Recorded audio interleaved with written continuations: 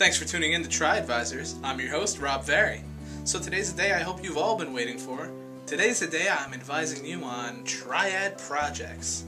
Now, I should note before we start that Triad projects are a lot like regular projects. They're a little different because they're guaranteed to be run by 3 people, but a lot of the advice I say today will apply to regular projects too. Alright, so I've got 5 project topics for you today, and they can be found right over there. They are urgency, think collaboratively, be goal-oriented, time management, and get the word out.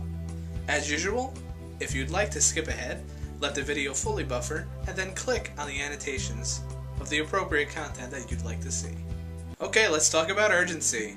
So when I say urgency, I'm referring to the fact that as soon as you're assigned a triad, you need to talk about projects right away, while you're getting to know each other.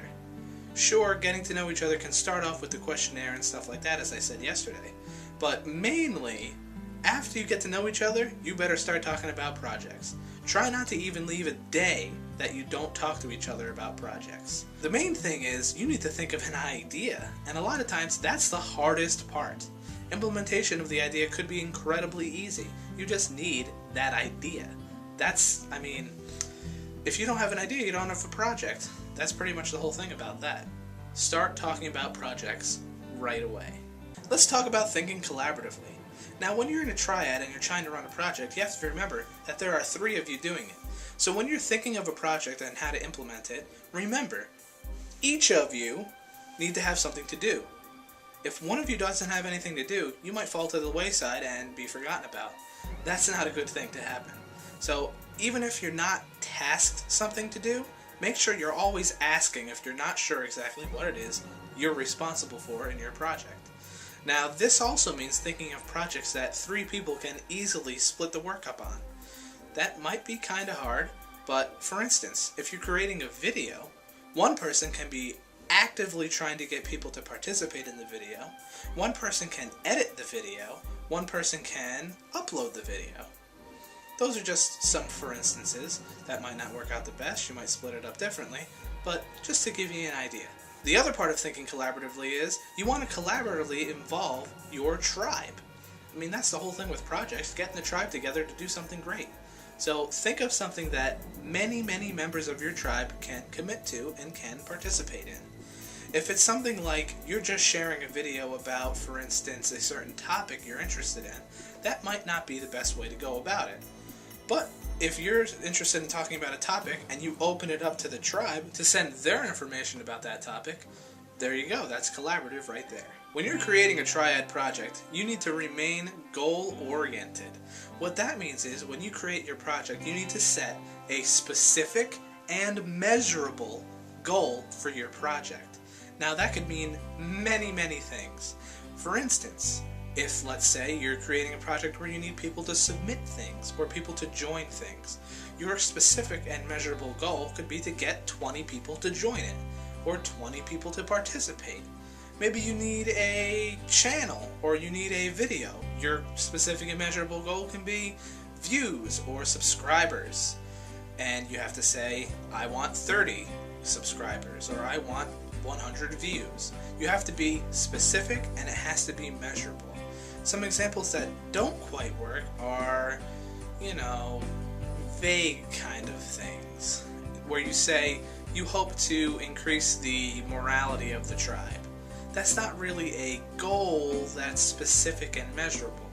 And by measurable, we of course mean something that you can be graded on per se, to find out whether or not your project was a success. A key to any work that you do is time management.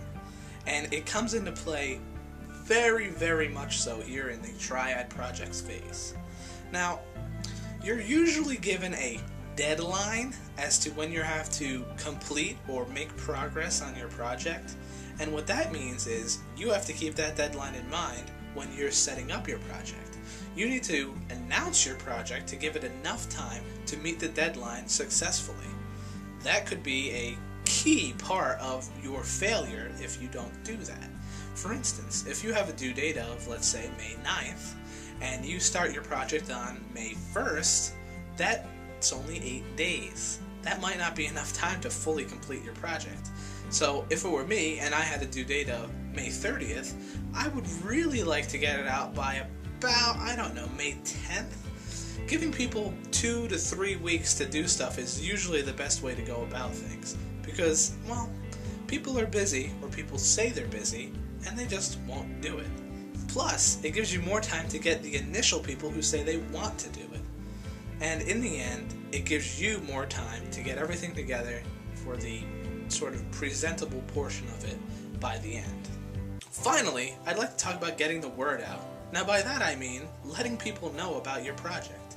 Now most tribes would probably have some sort of forum, whether it be online or otherwise, where you can post a thread or bulletin about your project looking for volunteers. Make sure you give them contact information, where to go to sign up, and where to go to see the finished product. You have to make sure you spread it around to all your social networks, whether they again be online or otherwise, so that people can join up to your project and help you make a successful project. Now, some people just like to do one thing. That might not be enough unless your project idea is amazing and easy to do. By easy, I of course mean minimal time commitment. So, go around, tell everyone you know about this project, tell them to check it out, maybe send them emails or private messages, or make a phone call, or get a TV ad. I mean, you could go crazy with these things, but getting the word out is probably almost as much as being goal-oriented and having time management. With those two, those are the keys to having a successful project. If nobody knows about your project, that's it. It won't happen. That's all I've got for you about the projects phase of the triading process. Now, let me just throw this out there. I really would like to hear your submissions, your advice, your suggestions, tips, and tricks on either being in a triad or running the triading process. So if you have done either of those before, and if you're running the triading process, you have done both of those before, please send me an email message right here, triadvisorshost@gmail.com, and let me know your advice. No long-term commitment. You don't have to do it all the time. Just anytime you think of something that's a little bit of advice, addresses a specific problem, or something that you have experienced, just send me a message or a video clip. You could also put it as a video response to this video, or any of my videos that I've already put up. I haven't really received any submissions yet, with the exception of a few YouTube comments, so I really need something to get next week going.